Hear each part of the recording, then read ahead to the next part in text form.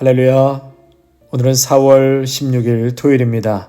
사순절 마지막 날 40일째 되는 날입니다.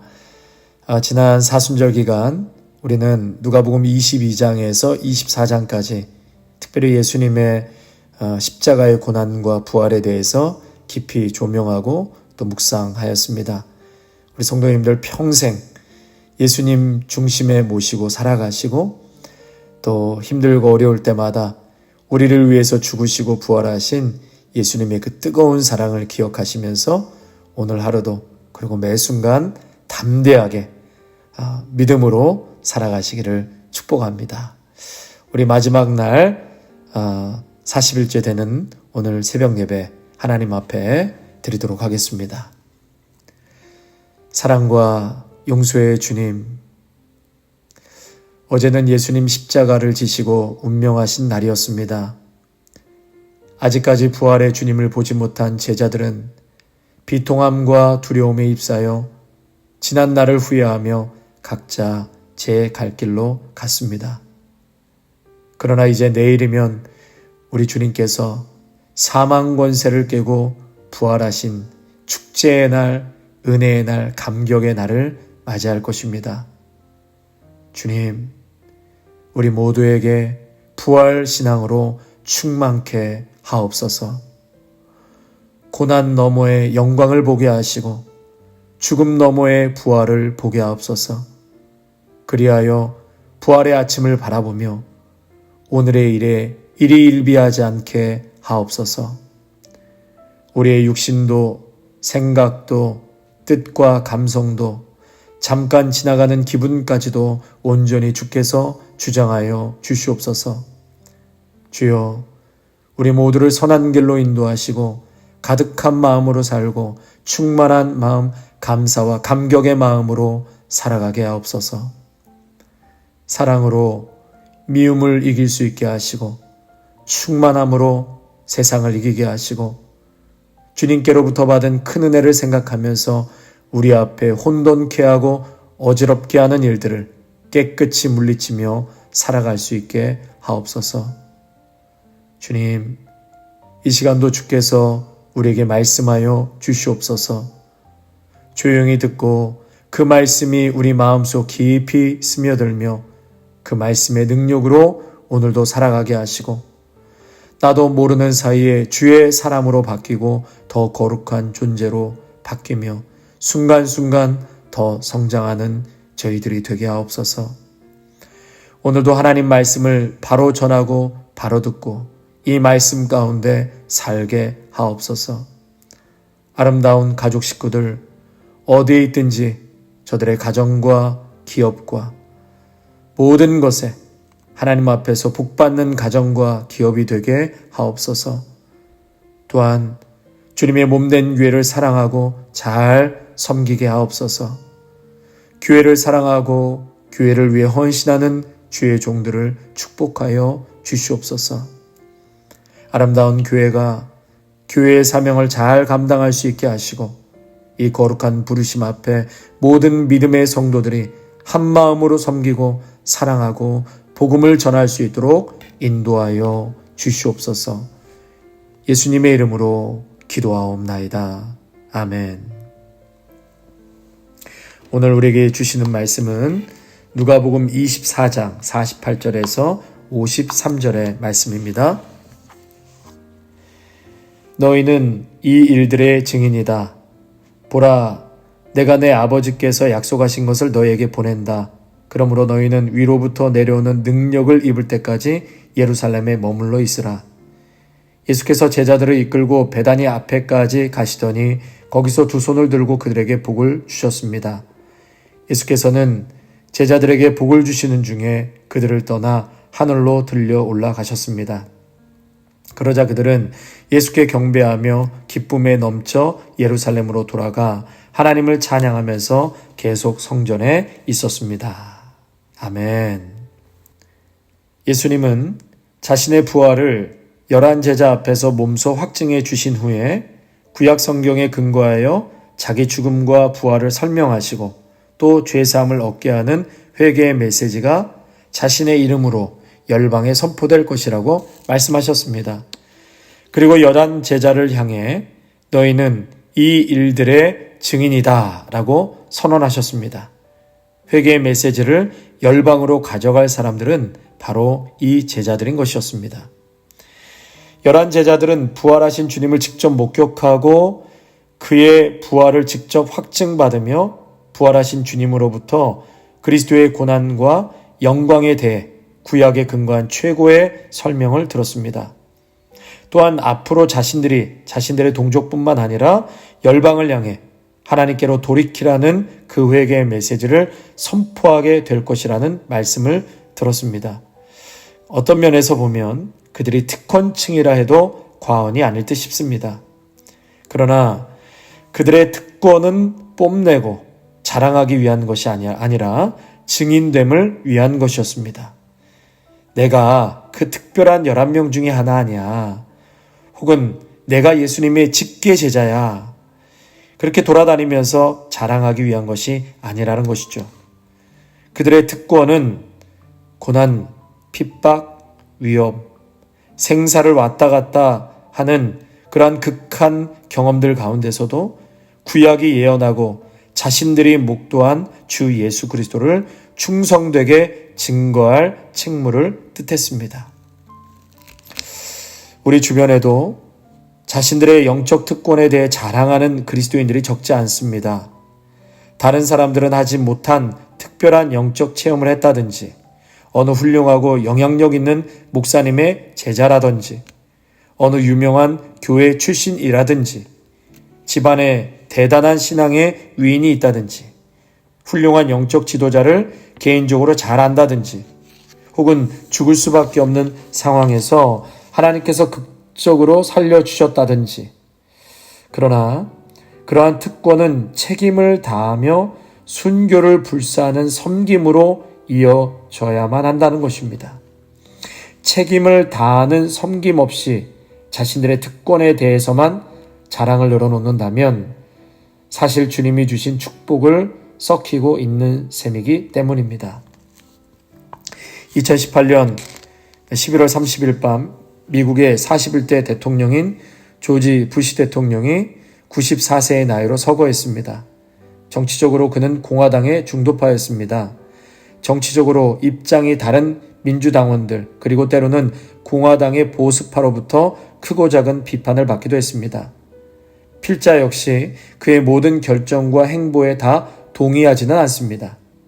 그가 자신과 생각이 다른 사람을 존중하는 신사적인 인물이라는 점, 그리고 특별히 그가 다른 사람들을 위해 봉사하는 데 열정적으로 헌신되어 있다는 점은 그와 정치적 입장이 다른 사람들도 기꺼이 인정했습니다.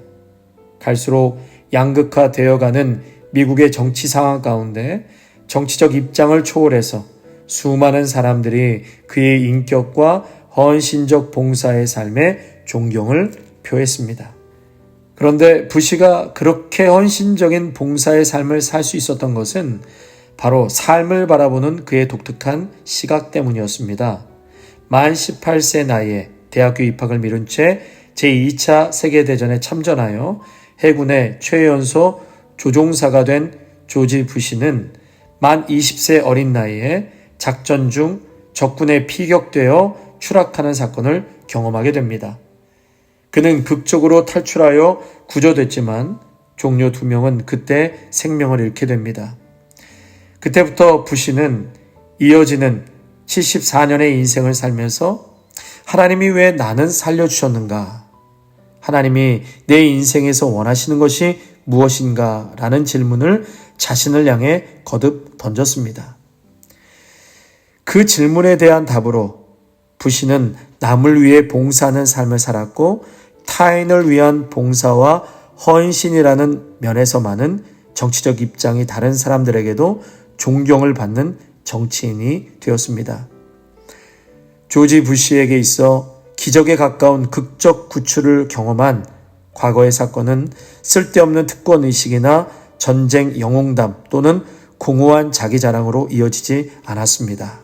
오히려 그 사건은 부시로 하여금 왜 하나님이 나를 살려주셨는가? 라는 치열한 질문을 하도록 이끌었고 그 질문에 대한 답으로 타인을 위해 헌신된 섬김의 삶을 살도록 인도했습니다. 정치적으로 입장과 노선이 다른 사람들도 인정할 만한 그런 삶을 살게끔 그를 이끌었던 것입니다.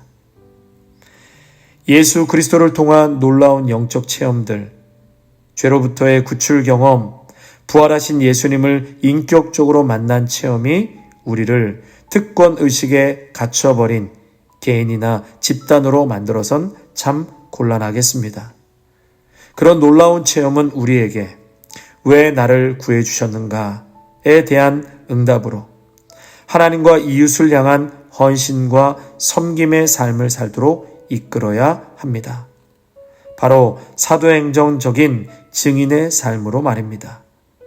그리스도와 복음으로 인해 손해보고 어려움을 겪고 핍박받으면서도 모든 개인과 공동체가 꼭 들어야 할 그 복음을 입으로 전파하고 삶으로 시연하기 위해 주어진 고난을 기꺼이 감당하는 그런 삶 말입니다.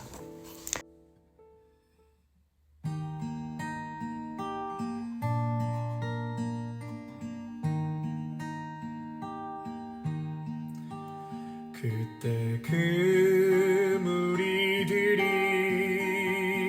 예수님 못 박았네. 녹슨 세계의 그 못으로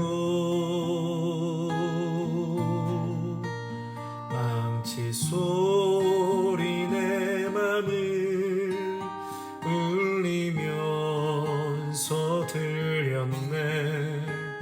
그 피로 내 죄 씻었네.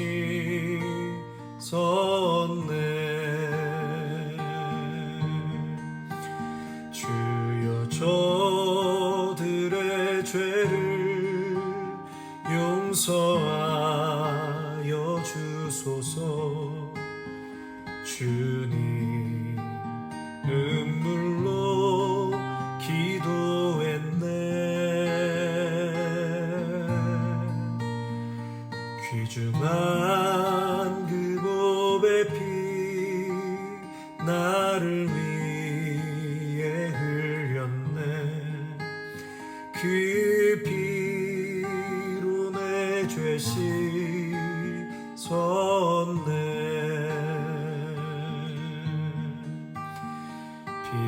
비웃는 그 무리들 주의 옷 벗긴 후에 주님 몸 깊이 찔렀네.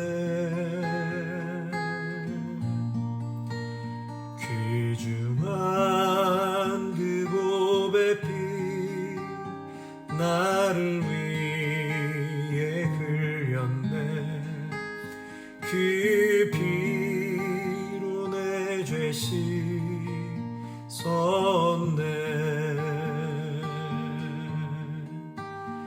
주여 나의 영혼을 받아주시옵소서. 그때 구원을 이루셨네.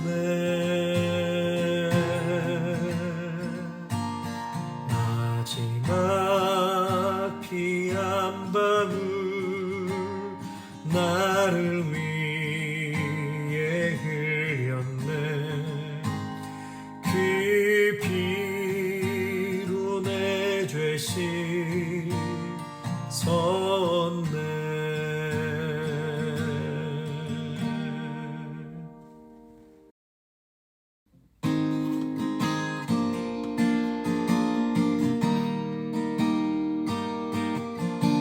보혈을 지나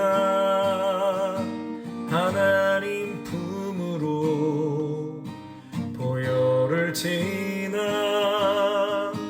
아버지 품으로, 보혈을 지나 하나님 품으로 한 것 없이 나아가네. 보혈을 지나 하나님 품으로, 보혈을 지나 아버지 품으로, 보혈을 지나 하나님 품으로 한 걸음씩 나아가네. 존귀한 주 보혈이 내 영을 새롭게 하시네. 존귀한 주 보혈이 내 영을 새롭게 하네. 존귀한 주 보혈이 가정을 새롭게 하시네. 존귀한 주 보혈이 가정을 새롭게 하네. 존귀한 주 보혈이 교회를 새롭게 하시네. 존귀한 주 보혈이 교회를 새롭게 하네. 내 영을 새롭게 하네. 이 땅을 새롭게 하네.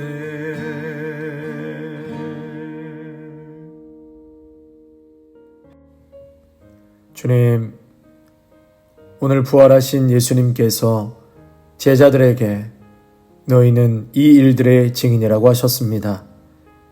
예수님을 믿고 살아가는 것이 헌신과 희생 없이 그저 특권의식에만 갇혀 이웃의 아픔과 눈물은 외면한 채 이기적인 모습으로 살아가고 있지는 않은지 돌아보게 하옵소서.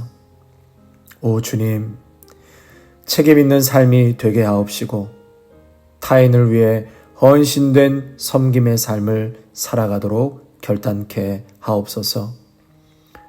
왜 하나님이 나를 살려주셨는가? 내 인생에서 원하시는 것은 무엇인가? 왜 이곳까지 하나님의 은혜로 인도해 주셨는가? 제자된 삶을 살게 하옵소서. 증인된 삶을 살게 하옵소서. 부활하신 예수님을 인격적으로 만나 그 특권에 합당한 섬김의 삶을 살아가게 하옵소서. 귀하신 우리 주 예수 그리스도의 이름으로 기도하옵나이다. 아멘. 이제는 사망과 어둠의 권세를 깨고 부활하시고 승리하신 예수 그리스도의 은혜와 한없는 하나님 아버지의 사랑하심과 성령님의 교통하심이 예수님 믿고 그 특권의식만 누리며 살아가는 저희들이 아니라 땅끝까지 이르러 증인된 삶, 그것은 예수님 때문에 기꺼이 헌신하고 희생하며 이웃을 돌보기로 오늘도 결단하며 나아가는 믿음의 성도들과 가정과 일터와 자녀 위에 아름다운 교회 위에 이제로부터 영원토록 함께 하시기를 간절히 축원하옵나이다. 아멘.